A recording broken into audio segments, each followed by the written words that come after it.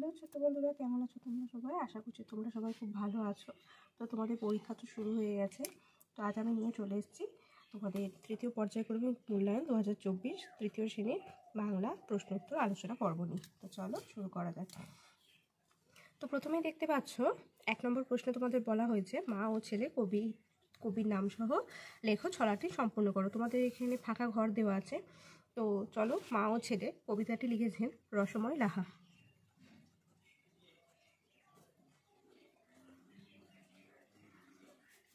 কুলুঙ্গিতে 3 জোড়া রেখেছি সন্দেশ, এর মধ্যে 1 জোড়া কি হলো রমেশ? এত অন্ধকার মাগো ওই কুলুঙ্গিতে,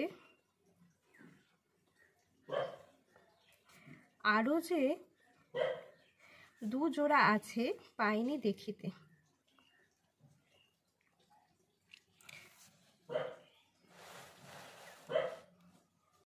চলে আসছি 2 নম্বর প্রশ্নে। বলা হয়েছে কে কোন গাছে বসেছিল? গুটি পোকা বসেছিল বেগুন গাছে।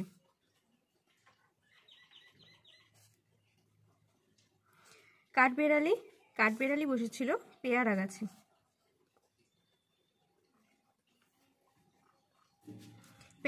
পেঁচা বসেছিল আমড়া গাছে।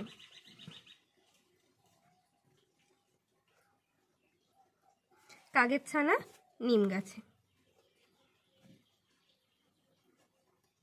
চলে আসছে 3 নম্বর প্রশ্নে। 3 নম্বর প্রশ্নে বলা হয়েছে ক স্তম্ভের সঙ্গে খ স্তম্ভ মেলাও। শেয়াল ছিল আঙুর গুচ্ছ। রাখাল ছেলে বাঘ। ডেলফি ভবিষ্যৎবাণী। খরগোশ দৌড় প্রতিযোগিতা। হাঁস সোনার ডিম। চলে আসছে 4 নম্বর প্রশ্নে। বলা হয়েছে শব্দ ঝুড়ি থেকে উপযুক্ত শব্দ নিয়ে শূন্যস্থানে বসাও। কারুর চোখে চশমা আটা, কারুর মুখে দাড়ি। স্বপ্ন বুড়ি চরকাক থামায়, হারায় সুতোর খেই। নিঝুম রাতে হুতুম চেঁচায়, হঠাৎ অশোক শাখে।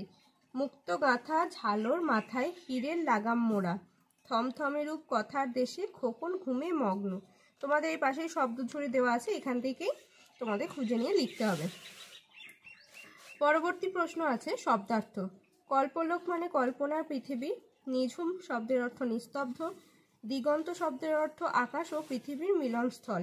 নাগাল শব্দের অর্থ হলো ছোঁয়া। এখানে নিষ্ঠা শব্দের অর্থ হলো মনোযোগ। 6 নম্বর প্রশ্নে বলা হয়েছে বাক্য রচনা করো। উপদেশ দিয়ে বাক্য রচনা। বাবা মা আমাদের সঠিক পথে চলার উপদেশ দেন। পুরোহিতেরা পূজা করেন। নালিশ পান্তাবুড়ি রাজার কাছে নালিশ করতে চলল। স্বপ্ন গতকাল রাত্রে আমি একটি সুন্দর স্বপ্ন দেখেছি। মানুষ লেখাপড়া করে আমরা একদিন বড় মনের মানুষ হব। তোমরা অবশ্যই তোমাদের নিজেদের মতন বাক্য রচনা করবে। এখানে আমি আমার মতন লিখেছি, তোমাদের উপযোগী করে নিজের মতন করে লিখেছি। 7 নম্বর প্রশ্নে বলা হয়েছে প্রশ্নগুলো উত্তর দাও পূর্ণ বাক্যে। অবশ্যই কিন্তু এটা তোমাদের পূর্ণ বাক্যে লিখতে হবে। আমি এখানে পূর্ণ বাক্যে লিখিনি, কেবলমাত্র উত্তরগুলো তোমাদের সুবিধার জন্য লিখে দিয়েছি। কে চরকা কাটে? তোমাদের লিখতে হবে স্বপ্ন বুড়ি চরকা কাটে। দিগন্তহীন মাঠটির নাম কি? দিগন্তহীন মাঠটির নাম তেপান্তর। কোন আলো জ্বললে ট্রেন থেমে যায় আর কোন আলো জ্বললে আবার ট্রেন চলতে থাকে? তো উত্তরটা হবে লাল আলো জ্বললে ট্রেন থেমে যায় আর সবুজ আলো জ্বললে আবার ট্রেন চলতে থাকে। পান্তাবুড়ির দিন চলতো কেমন করে? পান্তাবুড়ির দিন চলতো ভিক্ষা করে। বুড়ির আর রাজার কাছে নালিশ করা হলো না কেন? রাজা শিকারে গিয়েছিলেন বলে বুড়ির আর রাজার কাছে নালিশ করা হলো না। এখানে 6 নম্বর প্রশ্ন দেখো, বলা হয়েছে ঈশপ কাদের নিয়ে গল্প বানাতেন? ঈশপ মানুষ ও পশু পাখিদের নিয়ে গল্প বানাতেন। নীতি গল্প কাকে বলে? যে গল্প থেকে নীতি শিক্ষা পাওয়া যায় সেই গল্পগুলিকেই নীতি গল্প বলে।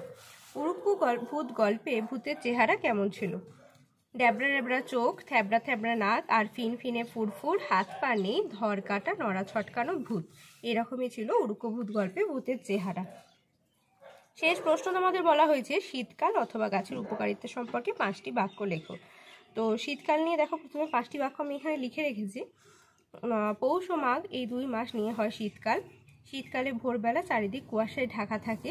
এই সময় চাষিদের ঘরে গোলা ভর্তি ধান থাকে। শীতকালে গাঁদা, ডালিয়া, চন্দ্রমল্লিকা ইত্যাদি রঙিন ফুলে ভরে ওঠে।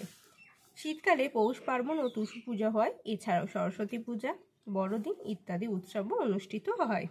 এরপর তোমাদের বলা হয়েছে গাছের উপকারিতা নিয়ে 5টি বাক্য লিখতে। তো চলো সেটাও আমরা দেখে নিই কিভাবে লিখব। প্রথম বাক্য, গাছ ছাড়া আমরা বেঁচে থাকতে পারবো না।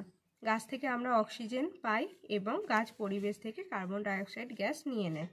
গাছ থেকে আমরা ঔষধ পাই। প্রতিদিনের রান্নার কাঠ এবং মশলা আমরা গাছ থেকে পাই। গাছ না থাকলে পৃথিবীতে প্রাণের অস্তিত্বই থাকতো না। এছাড়াও তোমরা গাছ থেকে ফল, ফুল, কাঠ, তারপরে ছায়া পাই গাছ থেকে আমরা। তো গাছ থেকে আমরা এত কিছুই পাই যে সেগুলো 5টা বাক্যের মধ্যে লেখা সম্ভব নয়। তোমরা তোমাদের মতন করে লিখবে, আমি আমার মতন করে তোমাদের উপযোগী করে লিখেছি। তো চলো আজকের মতন এখানেই শেষ করছি। আশা করব পরবর্তী পরীক্ষাগুলো তোমাদের খুবই ভালো হবে।